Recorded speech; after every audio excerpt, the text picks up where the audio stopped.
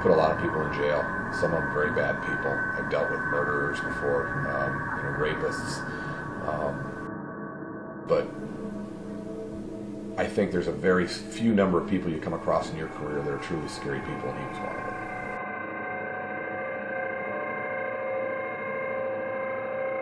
I think to me the most surprising thing was that we kept finding surprises. I knew when we started, we knew we had some issues to address. I don't think any of us knew the depth of the issues that we had to address. I'll forever have ingrained in my mind this document that we found that was a memo that listed no to low cost options to address prison overcrowding. You know, a lot of times the mental health treatment was to knock on the door and say, how you doing in there? You know, just to double check on somebody.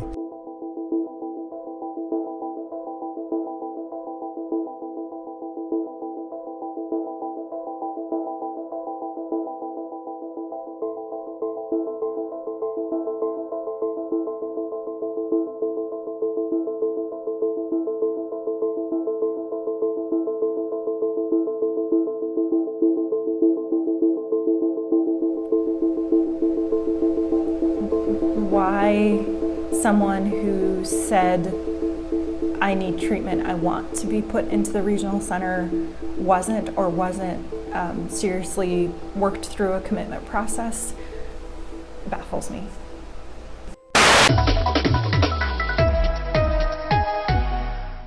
It's a question lawmakers are trying to find an answer to. Why was Nikko Jenkins set free? It was pretty obvious to me that this person was out of control and not able to regulate well or conform his behavior and regulate well his mood. Dr. Eugene Olivato, who treated Jenkins in 2010 while being held at the Douglas County Jail, told a committee of Nebraska lawmakers how he first came in contact with Nikko and just how sick he was. After telling me if they don't get a mental health and they let him out of jail, he's going to kill people. So I absolutely knew he was mentally ill and dangerous. Oliveto recommended Jenkins be placed in a state psychiatric hospital, but he never went. And when he was released from prison on July 30th, 2013, he did what he said he was going to do. He killed 4 people in a matter of weeks. I'm documented psychiatrically disordered. I'm documented chemically imbalanced. This is a fact.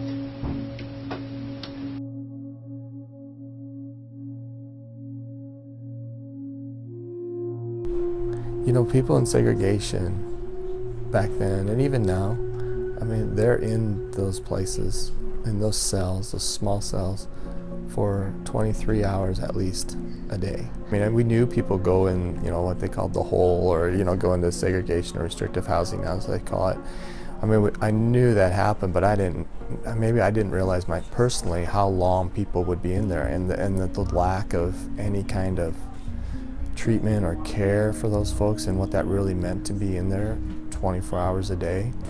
And I think the evidence is clear that segregation exacerbates mental illness, and segregation over a lifetime can lead to some very difficult mental health circumstances.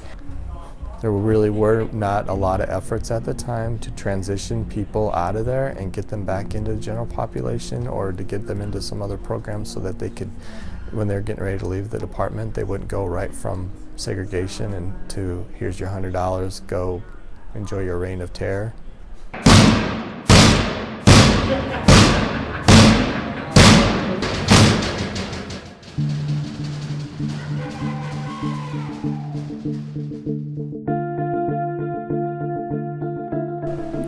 We wanted to know who knew what, when, where, why, and how. And I think until you uncover the truth, you can't come up with real solutions.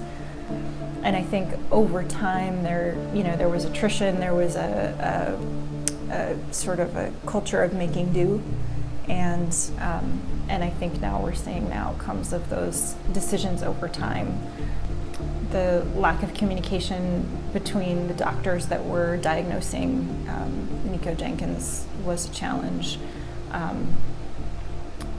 Structurally, I think there was, and there still is, a a lack of the appropriate mental and behavioral health staff to respond to those needs. But it seems to me as an outsider, we need a culture change. And to bring about a culture change, you need new leadership. And that's what we'll do. We'll do a national job search to find that transformational leader to come into the Department of Corrections and help bring about that culture change. You know, we can't have a department where it seems to me you've got people who are afraid to give bad news to their boss. Well, I think the leadership failures in the Department of Corrections it felt like the inability for anyone to come forward and acknowledge that there were significant problems. And like I say, I think a lot of the blame and fault lies directly, obviously, in the Department of Corrections. But with a lot of material we saw, the executive branch was briefed on a number of these issues. I think the issues in the Department of Correctional Services were so systemic and were so overarching of the entire agency that it's going to take a number of years to fully turn around that state agency. Do I think we could have done better? Absolutely. And I hope for all of us that we could have done better, not just from a public safety perspective, but from a human suffering perspective. So I guess the answer is yes. Well, I'm optimistic about the changes in the department, but as far as another Nikko Jenkins, that can happen all the time. That can happen anytime, anywhere. There's people that are probably much more dangerous. I know they're much more dangerous than Nikko Jenkins behind bars right now. And at some point, they're getting out. You know, we can do everything we can to try to keep that from happening, but it could definitely, it's going to happen again. It always will.